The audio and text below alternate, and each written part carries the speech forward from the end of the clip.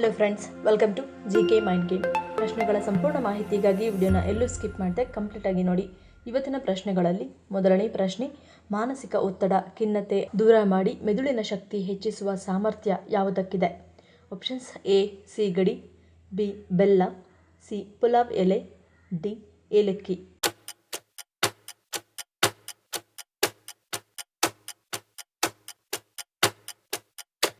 ಸರಿಯಾದ ಉತ್ತರ option C pulao ಎಲೆ. ಪುಲಾವ್ ಎಲೆ ಅಥವಾ ಬೇರ್ ಎಲೆ ಹಲವಾರು ಆರೋಗ್ಯ ಲಾಭಗಳನ್ನು ನೀಡುತ್ತದೆ. ಇದರಲ್ಲಿ ಔಷಧಿಯ ಪ್ರಮಾಣಗಳು ಸಾಕಷ್ಟಿವೆ. ಇದು ಮನಸ್ಸಿಗೆ ಮತ್ತು ದೇಹಕ್ಕೆ ವಿವಿಧ ಆರೋಗ್ಯಕರ ಪ್ರಯೋಜನಗಳನ್ನು ನೀಡುತ್ತವೆ. ನಮ್ಮ ಮೆದುಳಿನ ಭಾಗದಲ್ಲಿ ಸೆರೋಟೋನಿನ್ ಹಾರ್ಮೋನ್ ಹೆಚ್ಚು ಮಾಡುವಲ್ಲಿ ಪುಲಾವ್ ಎಲೆ ಅಥವಾ ಬೇ ಎಲೆ ಕೆಲಸ ಮಾಡುತ್ತದೆ. ಇದೊಂದು ಸಂತೋಷಕರ ಹಾರ್ಮೋನ್ ಆಗಿದ್ದು ನಮ್ಮನ್ನು ಮಾನಸಿಕ ಒತ್ತಡ, ಮಾನಸಿಕ ಖಿನ್ನತೆ ಮತ್ತು ಆತಂಕದಿಂದ ದೂರ ಮಾಡುತ್ತದೆ. ನಿದ್ರಾಹೀನತೆ ಸಮಸ್ಯೆಯಿಂದಲೂ ನಮ್ಮನ್ನು ಕಾಪಾಡಿ ರಾತ್ರಿ ಹೊತ್ತು ನೆಮ್ಮದಿಯ ನಿದ್ರೆ ಮಾಡುವಂತೆ ಮಾಡುತ್ತದೆ. ಎರಡನೇ ಪ್ರಶ್ನೆ, ಅಧಿಕ ರಕ್ತದೊತ್ತಡ ನಿಯಂತ್ರಣದಲ್ಲಿಲ್ಲದಿದ್ದರೆ ಯಾವ ಸಮಸ್ಯೆಯನ್ನು ಎದುರಿಸಬೇಕಾಗುತ್ತದೆ?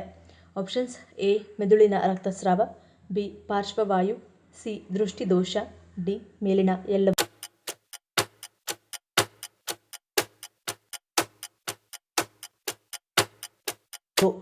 ಸರಿಯಾದ ಉತ್ತರ ಆಪ್ಷನ್ ಡಿ ಮೇಲಿನ ಎಲ್ಲವೂ. ಅಧಿಕ ರಕ್ತದೊತ್ತಡವು ಹೃದಯ, ಮೆದುಳು, ಮೂತ್ರಪಿಂಡಗಳು ಮತ್ತು ಕಣ್ಣುಗಳಂತಹ ಅಂಗಗಳಿಗೆ ಹಾನಿಯನ್ನುಂಟು ಮಾಡುತ್ತದೆ.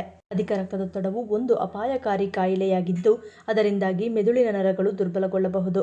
ಕೆಲವೊಮ್ಮೆ ಅತಿಯಾದ ಒತ್ತಡದಿಂದಾಗಿ ಮೆದುಳಿನ ನರಗಳು ಸಹ ಸಿಡಿಯುತ್ತವೆ. ಇದು ನಂತರ ಮೆದುಳಿನೊಳಗೆ ರಕ್ತಸ್ರಾವ, ಹೆಪ್ಪುಗಟ್ಟುವಿಕೆ ಮತ್ತು ಪಾರ್ಶ್ವವಾಯುವಿನ ಅಪಾಯವನ್ನು ಹೆಚ್ಚಿಸುತ್ತದೆ. ಆದ್ದರಿಂದ ಅಧಿಕ ರಕ್ತದೊತ್ತಡವನ್ನು ಆದಷ್ಟು ನಿಯಂತ್ರಣದಲ್ಲಿಡುವುದು ಮುಖ್ಯ. ಹೆಚ್ಚಿನ ರಕ್ತದೊತ್ತಡ ಹೊಂದಿರುವ ಪ್ರತಿಯೊಬ್ಬ ವ್ಯಕ್ತಿಯು ಮೆದುಳಿನ ರಕ್ತಸ್ರಾವದ ಅಪಾಯವನ್ನು ಎದುರಿಸುತ್ತಾರೆ. ಅಧಿಕ ರಕ್ತದೊತ್ತಡ ಇದ್ದಾಗ ತೀವ್ರ ತಲೆನೋವು, ವಾಕರಿಕೆ, ವಾಂತಿ, ದೃಷ್ಟಿಯಲ್ಲಿ ಬದಲಾವಣೆ, ಗೊಂದಲ ಅಥವಾ ಮರಗಟ್ಟುವಿಕೆ ಮುಂತಾದ ಹಲವು ರೀತಿಯ ಲಕ್ಷಣಗಳು ಕಂಡುಬರುತ್ತವೆ. ಮೂರನೇ ಪ್ರಶ್ನೆ, ಯಾವುದನ್ನು ಜೀವಂತ ಶವಪೆಟ್ಟಿಗೆ ಎಂದು ಕರೆಯಲಾಗುತ್ತದೆ? ಆಪ್ಷನ್ಸ್: ಎ ಹುಣಸೆ ಮರ, ಬಿ ಸ್ಮಶಾನ, ಸಿ ಆಲದ ಮರ, ಡಿ ಶವಾಗಾರ.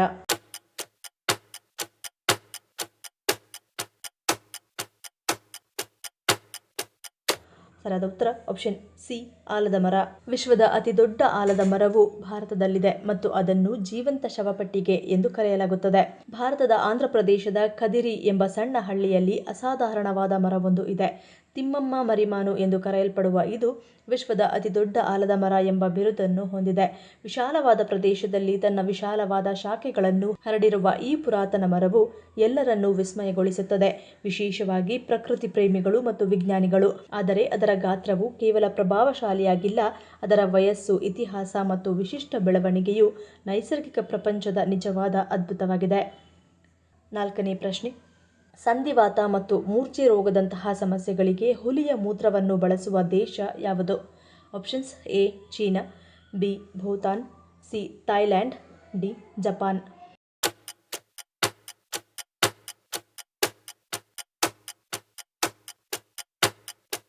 ಸರಿಯಾದ ಉತ್ತರ ಆಪ್ಷನ್ ಎ ಚೀನಾ. ಚೀನಾ ದೇಶದಲ್ಲಿ ಹುಲಿಯ ಮೂತ್ರವನ್ನು ಮಾರಾಟ ಮಾಡಲಾಗುತ್ತದೆ. ದಿ ಆನ್ ಬಿಫೆಂಗ್ಶಿಯಾ ಮೃಗಾಲಯವು ಹೆಚ್ಚಿನ ಸಂಖ್ಯೆಯ ಹುಲಿಗಳನ್ನು ಹೊಂದಿದೆ.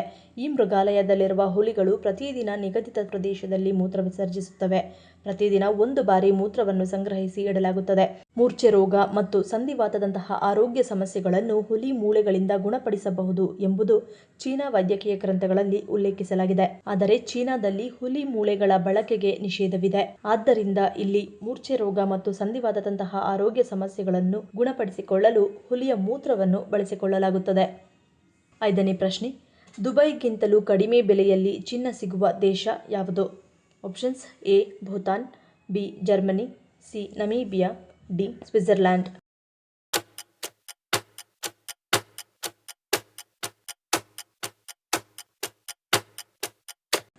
ಸರಿಯಾದ ಉತ್ತರ ಆಪ್ಷನ್ ಎ ಭೂತಾನ್. ಭಾರತದ ನೆರೆಯ ರಾಷ್ಟ್ರವಾದ ಭೂತಾನ್ನಲ್ಲಿ ಅತ್ಯಂತ ಅಗ್ಗದ ಬೆಲೆಯಲ್ಲಿ ಚಿನ್ನ ಸಿಗುತ್ತದೆ. ದುಬೈಗಿಂತಲೂ ಅತ್ಯಂತ ಕಡಿಮೆ ಬೆಲೆಯಲ್ಲಿ ಬಂಗಾರ ಸಿಗುವುದು ಈ ದೇಶದಲ್ಲಿ. ಭೂತಾನ್ನಲ್ಲಿ ಅಗ್ಗದ ಬೆಲೆಯಲ್ಲಿ ಚಿನ್ನ ಸಿಗುವುದಕ್ಕೆ ಹಲವು ಕಾರಣಗಳಿವೆ. ಭೂತಾನ್ನಲ್ಲಿ ಚಿನ್ನ ತೆರಿಗೆ ಮುಕ್ತವಾಗಿರುವುದೇ ಇದಕ್ಕೆ ಮುಖ್ಯ ಕಾರಣ. ಭೂತಾನ್ನಲ್ಲಿ ಚಿನ್ನದ ಆಮದು ಸುಂಕವು ಕಡಿಮೆಯಾಗಿದೆ. ಇನ್ನು ಭೂತಾನ್ನಲ್ಲಿ ಚಿನ್ನವನ್ನು ಖರೀದಿಸಲು ಕೆಲವು ಷರತ್ತುಗಳನ್ನು ಅನುಸರಿಸಬೇಕಾಗುತ್ತದೆ. ಇದಕ್ಕಾಗಿ ಪ್ರವಾಸಿಗರು ಭೂತಾನ್ ಸರ್ಕಾರದಿಂದ ಪ್ರಮಾಣೀಕರಿಸಿದ ಹೋಟೆಲ್ನಲ್ಲಿ ಕನಿಷ್ಠ 1 ರಾತ್ರಿ ತಂಗಬೇಕು. ಚಿನ್ನ ಖರೀದಿಸಲು ಅಮೆರಿಕನ್ ಡಾಲರ್ ತರಬೇಕು. ಪ್ರತಿ ಪ್ರವಾಸಿಗರಿಂದ ವಿಧಿಸಲಾಗುವ SDF ಸಹ ಪಾವತಿಸಬೇಕಾಗುತ್ತದೆ. ಈ ಎಲ್ಲ ಷರತ್ತುಗಳನ್ನು ಅನುಸರಿಸಿದ ನಂತರ ಯಾವುದೇ ಪ್ರವಾಸಿಗರು ಭೂತಾನ್ನಿಂದ ಸುಂಕರಹಿತ ಅಂಗಡಿಗಳಿಂದ ಚಿನ್ನವನ್ನು ಖರೀದಿಸಬಹುದು. ಈ ಅಂಗಡಿಗಳು ಭೂತಾನ್ನ ಹಣಕಾಸು ಸಚಿವಾಲಯದ ಒಡೆತನದಲ್ಲಿದೆ. ಪ್ರವಾಸಿಗರು ಚಿನ್ನ ಖರೀದಿಸಲು ರಶೀದಿಯನ್ನು ತೆಗೆದುಕೊಳ್ಳಬೇಕಾಗುತ್ತದೆ. 6ನೇ ಪ್ರಶ್ನೆ, ಮೊಸರಿನೊಂದಿಗೆ ಯಾವುದನ್ನು ಸೇವಿಸುವುದು ಆರೋಗ್ಯಕ್ಕೆ ಹಾನಿಕಾರಕ? ಆಪ್ಷನ್ಸ್: ಎ ಕರಿದ ಆಹಾರ, ಬಿ ಮಾವಿನ ಹಣ್ಣು, ಸಿ ಸಕ್ಕರೆ, ಡಿ ಮುದ್ದೆ.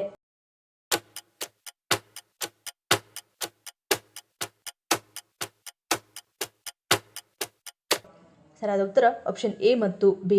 ಮನೆಯಲ್ಲಿ ತಯಾರು ಮಾಡುವ ಎಣ್ಣೆಯಲ್ಲಿ ಕರಿದ ಆಹಾರಗಳು ಪರೋಟ, ಚಪಾತಿ, ಪೂರಿ ಇವುಗಳು ಹಾಗೆ ತಿನ್ನಲು ಚಂದ.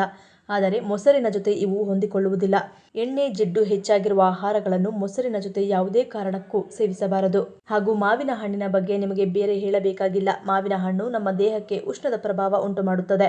ಆದರೆ ಮೊಸರು ಇದಕ್ಕೆ ವಿರುದ್ಧ, ಅಂದರೆ ತಂಪು ನೀಡುತ್ತದೆ. ಹಾಗಾಗಿ ಇವೆರಡನ್ನು ಒಟ್ಟಿಗೆ ಸೇರಿಸಿದಾಗ ಇದು ಅಜೀರ್ಣತೆಯಂತಹ ಸಮಸ್ಯೆಗಳನ್ನು ತಂದೊಡ್ಡುವ ಸಾಧ್ಯತೆ ಹೆಚ್ಚಾಗಿರುತ್ತದೆ. 7ನೇ ಪ್ರಶ್ನೆ, 60 ವರ್ಷಗಳ ನಂತರ ಯಾವ ಆಹಾರಗಳನ್ನು ತಿನ್ನುವುದು ಒಳ್ಳೆಯದಲ್ಲ? Options: A coffee, tea, B ಹುರಿದ ಮಾಂಸ, ಸಿ ಚಕ್ಕೋತ ಹಣ್ಣು, ಡಿ ಮೇಲಿನ ಎಲ್ಲವೂ.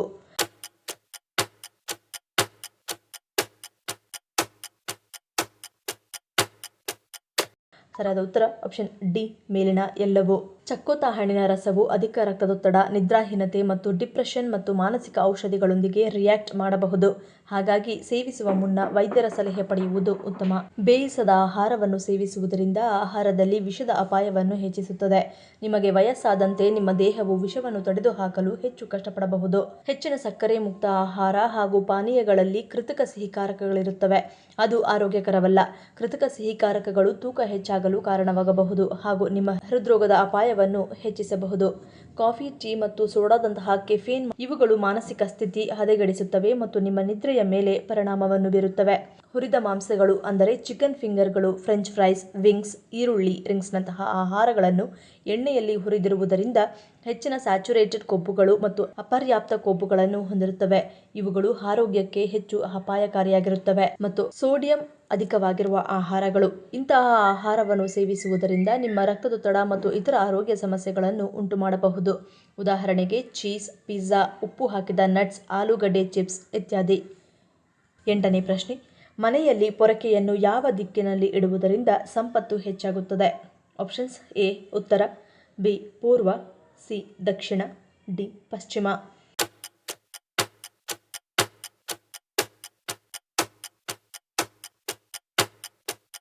ಸರಿಯಾದ ಉತ್ತರ ಆಪ್ಷನ್ ಸಿ ಮತ್ತು ಡಿ. ಪೊರಕೆಯನ್ನು ಯಾರಿಗೂ ಕಾಣದ ಹಾಗೆ ಇಡಿ ಮತ್ತು ದಕ್ಷಿಣ ಮತ್ತು ಪಶ್ಚಿಮ ದಿಕ್ಕಿನ ನಡುವೆ ಇಡುವುದು ಯಾವಾಗಲೂ ಉತ್ತಮ. ಈ ದಿಕ್ಕಿನಲ್ಲಿ ಪೊರಕೆಯನ್ನು ಇಡುವುದರಿಂದ ತಾಯಿ ಲಕ್ಷ್ಮೀದೇವಿ ಸಂತೋಷವಾಗಿರುತ್ತಾಳೆ ಮತ್ತು ಮನೆಯಲ್ಲಿ ಸಂಪತ್ತು ಹೆಚ್ಚಾಗುತ್ತದೆ. ಅಡುಗೆ ಮನೆಯಲ್ಲಿ ಪೊರಕೆಯನ್ನು ಇಡಬಾರದು ಮತ್ತು ಎರಡೂ ಪೊರಕೆಯನ್ನು ಎಂದಿಗೂ ಕೂಡಿಸಿ ಇಡಬಾರದು. ಹಾಗೆಯೇ ಪೊರಕೆಯನ್ನು ಎಂದಿಗೂ ನಿಂತಿರುವಂತೆ ಇಡಬಾರದು. ಬದಲಿಗೆ ಯಾವಾಗಲೂ ಪೊರಕೆಯನ್ನು ಮಲಗಿಸಿ ಇಡಬೇಕು. ಪ್ರಶ್ನೆ, ವೇದವ್ಯಾಸ್ ಎಂಬ ಪದದ ಮೂಲ ಅರ್ಥವೇನು? ಆಪ್ಷನ್ಸ್: ಎ ಹೆಸರು, ಬಿ ಹುದ್ದೆ, ಸಿ ಪದವಿ, ಡಿ ಬಿರುದು.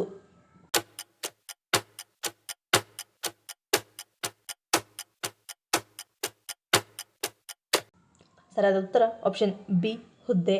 ವೇದವ್ಯಾಸ್ ಎಂಬುದು ಒಂದು ಹುದ್ದೆಯೇ ಹೊರತು ಹೆಸರಲ್ಲ. ವೇದಗಳ ಜ್ಞಾನವಿದ್ದವರಿಗೆ ಕೊಡುವ ಹುದ್ದೆ.